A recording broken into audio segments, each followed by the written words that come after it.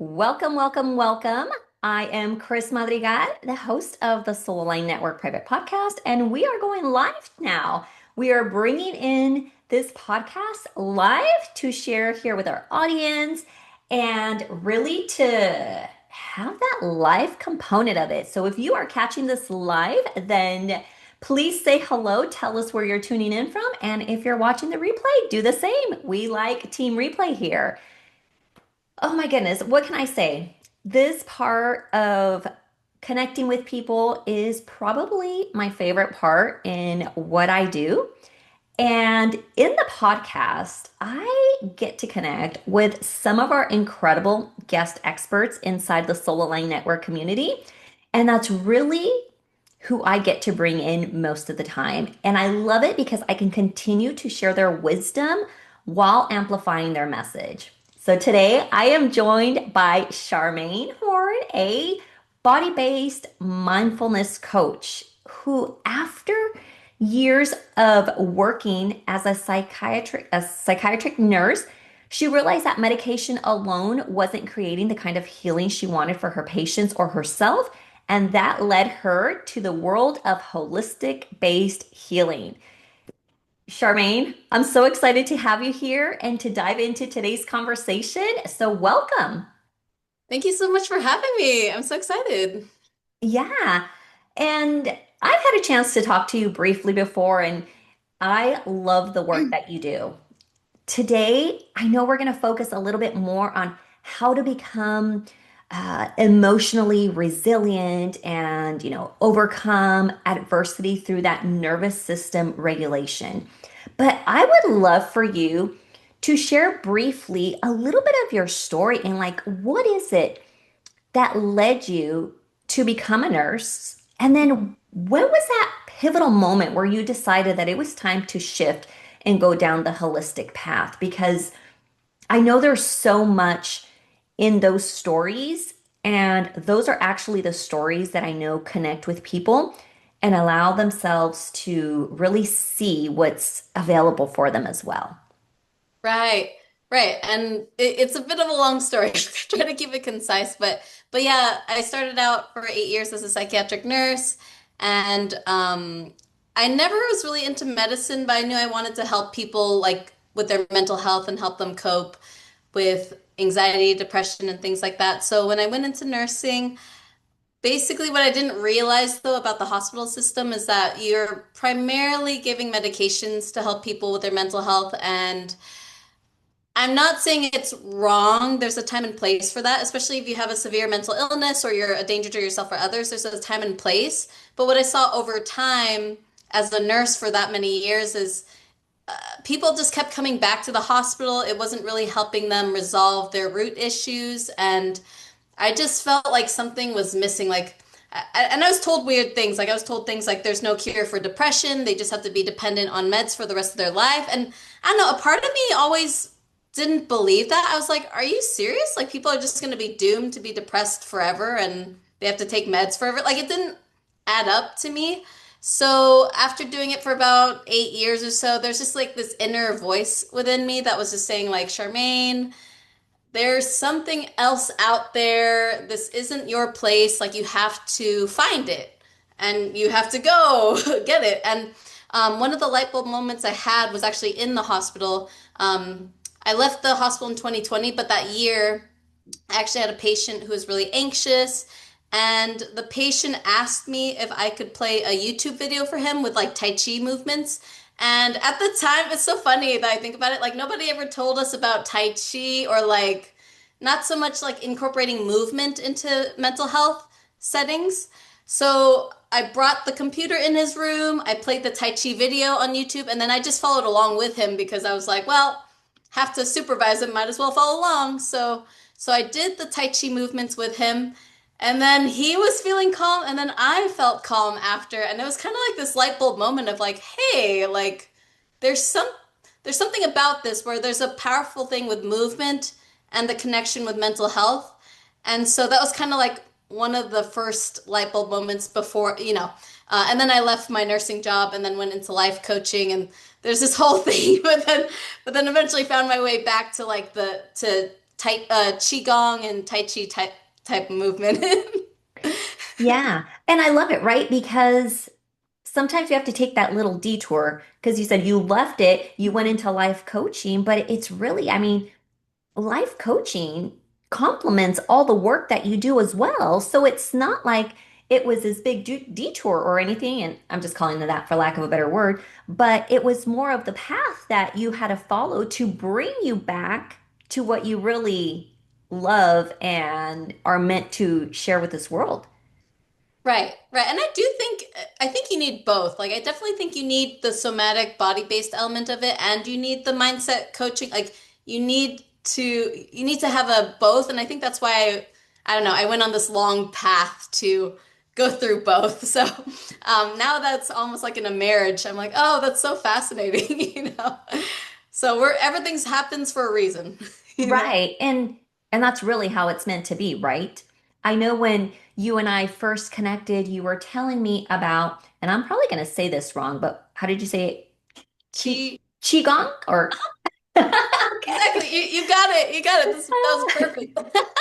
I was I was fascinated with it and everything that you shared because there are so many modalities out there, so many ways that will help people, and it's really about finding what that one is for you, right? Right. Now, tell me a little bit more about kind of uh, diving now into a little bit about what we want to talk about today, and it's, how to become emotionally resilient. Let's talk a little bit about that because when we talk about resilience, you know, it's often framed as something that you just have, oh, you're a resilient person, or you're not, or, almost like if it was a personality trait or some kind of mindset shift. I don't know. But Hmm. your work brings this conversation into the body and the nervous system. Am I correct? Yes. Yes, Okay. absolutely. Yeah. And so it almost feels like it's a missing piece. Hmm. Like, so why don't we start there, and tell me a little bit about how you define emotional resilience or why it's so important. And I'm going to say, especially in the world that we're living today. Ooh, yes. That's a very, very great thing to bring up. And it's so interesting. I've always been interested in resilience for a long time. Like I've been into fitness since like 2013 and always like interested by people who seem resilient and really strong. So I've been actually researching it for a long time.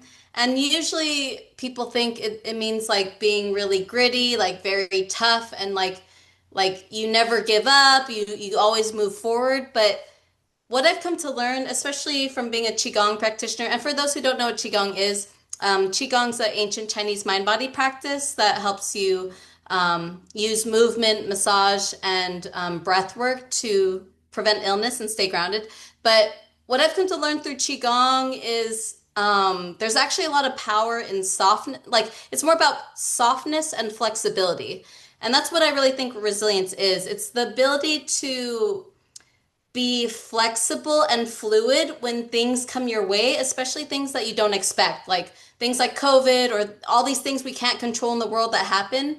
And it's not always about just like pushing through it and gritting through it, but it's like, can you accept that something has terrible has happened and can you adjust? Like, can you accept, adjust, and be flexible in those times? And those are really feminine qualities, which is really interesting. Like it's a really like I feel like resilience is more like this sort of fluid, feminine, like water element Mm. kind of quality, which is so interesting because normally you think of like something hard, but there's a lot of power in fluidity and softness, which I think is really powerful. I love that you're sharing that or explaining it that way. And I'm just, even it intrigues me even more in the way that you explain it and bring it into the work that you do, because I'll be honest, I have a lot of masculine energy in me. Oh, me too, girl. A lot, a Yeah. lot. Yeah. And I know when I've spoken to the energy healer that I work with and stuff, it often comes up and I'm like, oh my gosh, but I am like trying to flow and trying to just move into that feminine energy a little bit more. But I also catch myself and the moments where I just go whoop, right back to that just, masculine energy of doing things. And I can now look back and see where it stems from, and growing up and stuff. But, even showing people how to move into that feminine energy and how that helps them kind of in the holistically, right? Like in your body and everything is beautiful. I think we all need that balance, Mhm. and I love that you're bringing that up. Yeah, and I could relate to that. I mean, I have a lot of masculine energy too, which is why I've had to be forced to go to the feminine because of like injuries and other stuff. But anyway, I just want to say that. Okay, well, let's go there a little bit. Mhm. How have you, quote unquote, forced yourself into that feminine energy? I'd Oh, love the to hear. body. The body will force it. It's kind of like that same old thing of like if you have something going on in your body and if you ignore it long enough, then eventually the body will do something to make you listen, which is what I saw a lot in mental health clinics. Like I was teaching Qigong to patients in mental health clinics, and a lot of people came in because they were so stressed out in their job and they kept fighting through it, staying in jobs that were not ideal work environments, but they kept fighting through it. And then eventually their body just shut them down. And it's like they almost got into a car accident or they pass out or they got panic attacks. Like the body speaks up and then you won't be able to force it anymore. And you definitely can force it for a while, but then the body will force you to stop. And that's really what depression is. Like depression, when your nervous system's shut down, it really is your body forcing you to go inward and to listen to what's going on internally because there's something that needs your attention. So yeah, usually the body will force you to listen at some point if it gets to that point, if you're ignoring it for like long enough. So with me personally, I have that masculine energy. Like I'm very competitive. I'm really into fitness. So in 2022, I was doing a lot of races, like marathons, obstacle course races, just all these things. And then I did this CrossFit workout. I do like CrossFit 5 days a week. So I did this CrossFit workout, and then for some crazy reason, the next day I just couldn't walk anymore. Like my knee was so painful, I couldn't walk, could barely stand. So I was like, oh my God, I have to stop. And then it forced me to stop, and then that's what turned me to Qigong because it was a movement that was gentle enough that I would stay sane, but it was like healing movement. So Hmm. yeah, so that's how I got into it. Oh, thank you for sharing that. I was curious just for myself as well. Um, but what you're saying is absolutely right. And I wish people would really listen in on that and Mhm. what you're saying, that your body will eventually tell you. And that will show up in different ways. For me, it showed up in autoimmune condition, right? I was Mhm. covered in hives for years until I was able to identify what it was. I was living in survival mode, go, go, go, go all the time. Mhm. Um, but I've also seen it with others where it's like, whether it's like you said, your knee, or somebody can uh, break a foot, twist a foot, or something where people are just like, but there's an underlying message there, right? It's almost like life is forcing you to stop, to slow down. Right. And a lot of times people may not see that or not believe that or see that correlation, but I do, and I love it. And so now, even with me, right, every time, like if I get sick or something happens, I have to sit back and say, like, okay, what am I currently experiencing in my life Mhm. that is contributing to this? And it made me think actually right now, at the end of the year, actually between Christmas and New Year's, I Mhm. was in the middle of making a huge decision on a project that I'm doing this year. Actually, it's the Top 50 Voices of Influence virtual event. Mhm. And in the process of just kind of working through that decision, am I going to do this? Am I not? Out of nowhere, I lost my voice. Like Whoa. absolutely lost my voice. There No was no way. pain, there was no other symptoms. I What just the heck? couldn't speak. And so I knew for me that I wasn't sick. There was zero symptoms, nothing. I just couldn't speak. And I thought it was just interesting because I ultimately, a week later, I said, okay, I'm done with this. I'm going to go to the doctor and see what, I'm going to go to urgent care. I was feeling fatigued. So that was the only symptom. And I told my husband on my way there, I said, well, two things are going to happen. They're either going to tell me I have like strep throat or something, and okay, I'll get medication, or they're going to tell me I don't have anything. And if that's the case, I know what I have to do next. And Mm. so, sure enough, I go, nothing's wrong with you. Oh my gosh. So, what I did is I made the decision of what I had to do, the decision that I was holding in that moment. And I was Oh, like, okay, yes, I'm moving forward with this project. My voice started to come back immediately. get out of here. And I'm not kidding you, because Oh, we were away with the in-laws for God. Christmas, Yeah. and they're looking at me like, "Are you sick? Oh my gosh, we don't want to get sick." And I'm like, "I'm not sick." I lost my voice. Of course, I'm not telling people what I'm going through behind the scenes, but that was a prime example Hmm. of your body is talking to you. So to me, it was very interesting that I lost my voice, which was directly correlated with the decision. Like the decision that I was about to make was going to amplify my voice.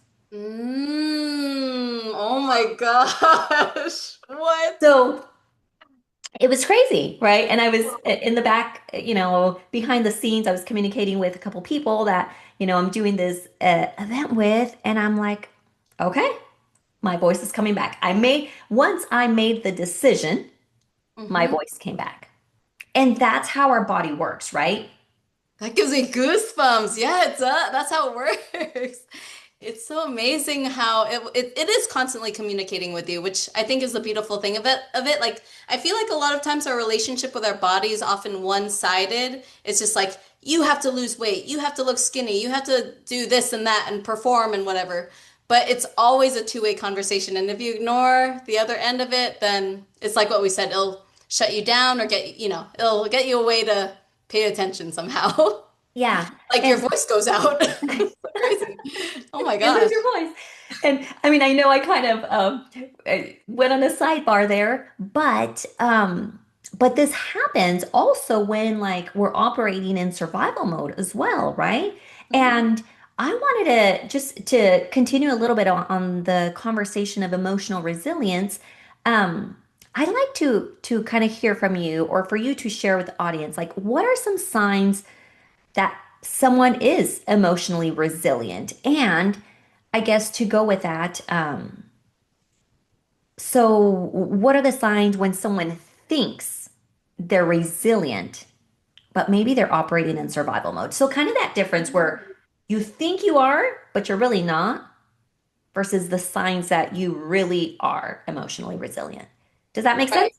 Yeah, that list is a little different from one another. So I think when people think they're resilient, it's like almost this sort of conditioning we have where it's like you don't give up, you never give up, you're always showing up, you're like always disciplined, committed, like um you're able to overcome obstacles and adversity, but I feel like it's more of this sort of push through it against all odds kind of way is sort of the maybe mainstream way of thinking about it. And how I think about resilience, it's different. I feel like to know that you're a resilient person, for one thing, I do want to say anybody could develop resilience. Just because you don't have this characteristic right now doesn't mean you can't develop it. I just want to say that as a Yeah. as a thing. But some signs that you're on the way to being resilient or you are resilient is, for one thing, you have a relationship with your body. So you're in tune with the signals in your body and the sensations and the emotions you feel. Like I feel like this is the first step to resilience. Like you actually have to know what is going on in your body and when you're actually in a survival state. And the way I like to define a survival state is like when your nervous system's imbalanced, like whether you're in fight or flight, like a prolonged state of fight or flight or prolonged state of freeze or shutdown mode.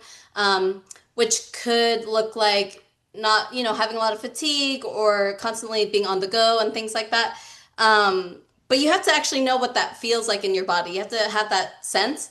Another sign you're emotionally resilient is that you allow yourself to feel feelings. And I think that's where the feminine component comes in because I feel like traditionally you think of resilience like you keep pushing through pain, but actually resilience is like you allow yourself to feel whatever feelings come up for you, and it's almost like you accept it in a way, like you acknowledge it, like, oh, something needs my attention, like, oh, that's interesting, I wonder what's there, versus I'm going to keep going through it no matter what, sort of thing. So that's another component. Like you have to be able to Hmm. feel your feelings. And then the last component is that flexibility aspect of like, are you attached to expectations? Like, how strong is your attachment to certain outcomes? Because I feel like a traditional sense of resilience is like you win all the time or you're always winning. But true resilience is like you won't always win. Sometimes you'll lose, sometimes you'll fail. And can you I'll accept that and keep moving forward anyway. So is it okay if your expectations aren't met? Can you be fluid with what happens that comes your way and not be married to a specific outcome all the time? Yeah, I love it. Thank you. Now, for someone who's listening who feels, easily overwhelmed or emotionally reactive or, they shut down under stress, any of those things, like how can they begin increasing their capacity to withstand, difficult emotions or stressful situations, no matter what's happening around them? Right. That's a great question because a lot of us do have something called a window of tolerance. Like we do have a different capacity. Like everybody sort of has a different built-in capacity for how much emotions they could carry, how much challenge they could meet, how much adversity they could handle. And that's based on different things. It's based on your upbringing, it's based on maybe your living situation, your financial situation, your environment. It's a lot of things that could impact it. Also like your mindset, your thoughts. But I think a beginning step is like, first of all, to just notice. Like I always tell people when I'm working with a client, like or a patient, like you have to just first know when you're imbalanced. Like you have to know when you're shifting out of balance. And by noticing what your body's saying, like are your muscles tense? Like just notice, are your muscles tense? Like a good first step is like throughout the day, just notice how many times you want to harden up or you want your shoulders to go up. How many times you want to do something fast, like drink this super fast or like type super tight, you know? And then when you notice that, just like allow the body to like take a deep breath and then just allow the body to like soften. And that's a good practice because you're over time you're teaching the nervous system, hey, this isn't an emergency. Let's just let's just like calm down and relax the body. And the more your body is calm, the more your mind is calm. So you're not constantly stuck in this prolonged like fight or flight state.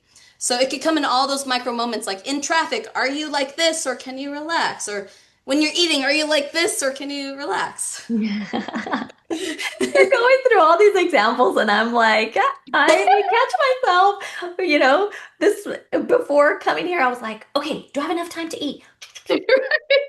I didn't even sit down, and I'm like, oh my gosh, but I do have time. Why am I in a rush? That's the Mhm. thing, right? Like, Right, why do I feel rushed? And it's like, right. okay. Right now, you're like, tense your shoulders. I was like, oh, okay. Even though I don't feel like uh stressed or anything right now, but I will tell you, this week my kids are off. My Mhm. husband decided to take the week off and he decided on Friday. So everyone's home and now what would normally be, on Friday, I was planning on a different week and now it's like how do I pivot to Mm. accomplish all the things I said I would accomplish, but also carving out that time to spend it with my family because that wasn't in the plan, you know, Friday. Right, I mean, right, yes, exactly. yes, spending time with the family was, but now that my husband's off, now the opportunities open up to how we can spend our time together. And so I have noticed that within me this week as you were talking, right? And it's because I'm trying to focus on how am I gonna accomplish all the things I said I would accomplish. But also, now I want all this free time to hang out and spend time with my family, and it's all going to work out. I know it is because I that's what I desire and it's going to work out. Right. Right. And I think it's kind of like what you said, like it really doesn't take a lot of time. Like it really all is just like noticing in the moment. Are you having a thought of like, how can I do this all? Like are you having kind of like a micro moment of like, oh my gosh, how will I do it? And then you're getting tense. And then when you notice it, that's when you could kind of just like practice, oh, okay, I'm getting into like a fight or flight mode. Let me just like slow down and let me just like intentionally soften the body. And that's something I do love about Qigong. It really it trains you a lot to do soft, gentle movement to make the body relax. Like they actually have a term for it in Chinese. If I'm pronouncing it right, I think it's like sung or song, but it basically means to relax the body and like have structure in the body, not like collapse the body, but have structure but relax the body. Hmm. So when you do movement in Qigong, it's really a practice of can I keep my muscles soft when I do this movement over and over, even though I want to rush through it? Can I just be slow? So so yeah, Yeah. but it can happen in that micro moment, so it doesn't take time. Oh, goodness. Thank you. I always enjoy my conversations with you, even those unplanned conversations that we have. Love all our planned and unplanned conversations. So, Charmaine, thank you so much for just coming in today, sharing your wisdom, your journey, the practical ways for people to build that emotional resilience, and also do it in compassionate ways. Now, I know you have a quiz that helps people discover what nervous system state they're stuck in. So, where can they find it? Tell us a little bit about it. Oh, sure. So yeah, like I was saying throughout the podcast, like the first state of nervous system, or basically helping you build emotional resilience, is to first know when you're out of balance emotionally, physically. And so I made a quiz that helps you just get to know what state of your nervous system are you living in. And when you have that awareness, when you take the quiz, you'll see what nervous system state you're in. And I also have some recommended movements you could do to help you learn how to teach your body to relax. Because a lot of us live in a prolonged sort of survival state. So we have to train the body, like you were saying, Chris, like it becomes so automatic to be in that sort of tense mode. So we do have to intentionally train the body to relax. So I have some suggested movements in there in the quiz. And yeah, it's a really fun awareness tool to just help you see where you're at most of the day. So yeah. And Yeah. you can find it at my name, charmainehorn.com/quiz. Okay, perfect. And then what we'll do is once we are done, we'll have you, Charmaine, like put the link on the comments so that people can, two things, find the quiz, but also simultaneously connect with you as well. And in addition to connecting with you on Facebook, is there any other ways that people can connect with you if they are interested in what you've been talking about? Sure, you could find me on Instagram. My Instagram is Coach Charmaine Horn, my name, or you could go to my website, charmainehorn.com. Beautiful. And for everyone listening in, if this conversation resonated with you in one way or another, any part of it, then I encourage you to connect with Charmaine, explore more of her work, and really see where it could take you. And as always, just take a moment to notice your body, your breath, and what this conversation stirred for you. Thank you so much, Charmaine, for being here today. I appreciate you. I look forward to having you and sharing more of your wisdom inside the Soul Aligned Network. So, for anyone who enjoyed this conversation, please join us inside the Soul Aligned Network Facebook community. You will find more of Charmaine and what she has to bring and all her gifts that she has to offer.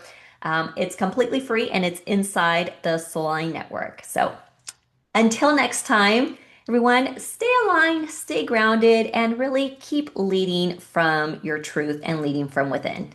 We'll see you next time. Bye bye.